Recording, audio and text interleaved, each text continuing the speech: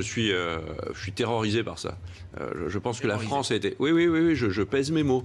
La France était toujours, quand on est entré dans cette pandémie, on était dans un chômage de masse. D'autres pays l'avaient réduit à 3-4%. Ce n'était pas le cas de la France. Elle diminuait, bien sûr, et tant mieux. Mais c'était encore un niveau très important de chômage, une inadéquation entre l'offre et la demande d'emploi, etc. Enfin, tous les mots français que l'on connaît. Et là, le risque, il est absolument majeur. Avec 10% de récession en année 2020, ce sera probablement de cet ordre-là. C'est tout à fait considérable. Les entreprises c'est des centaines de milliers de chômeurs en plus Ah oui, c'est plus que ça, oui. C'est des millions. Oui. Enfin, moi, je ne vais pas lancer des chiffres catastrophiques, mais c'est évidemment plus que ça. De toute façon, le chômage est déjà là, puisque dès le premier trimestre, on s'en est aperçu, notamment parce que ça commence par l'intérim, ça commence par les CDD, ça commence par les stages. Demandez à un jeune aujourd'hui qui doit valider ses études et qui avait un stage, demandez-lui s'il a toujours son stage en France. En Allemagne, il l'aurait toujours.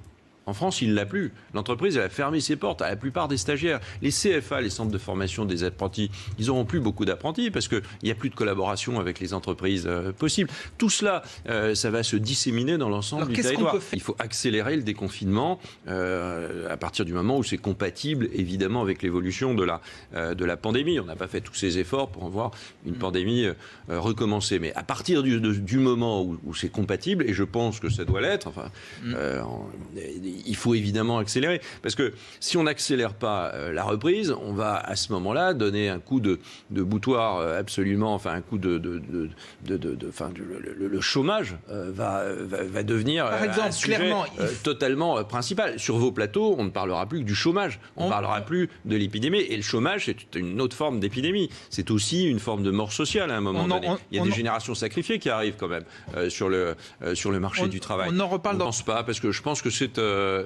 inutile au point où on en est. Il y a beaucoup de pays qui le font, c'est la nouvelle technologie. Il y a beaucoup de pays qui le font depuis bien longtemps. Oui, mais moi j'ai une énorme méfiance vis-à-vis de tous ces types d'applications. J'ai une énorme méfiance pour la protection de notre vie privée. C'est idiot sans doute. Hein. Non.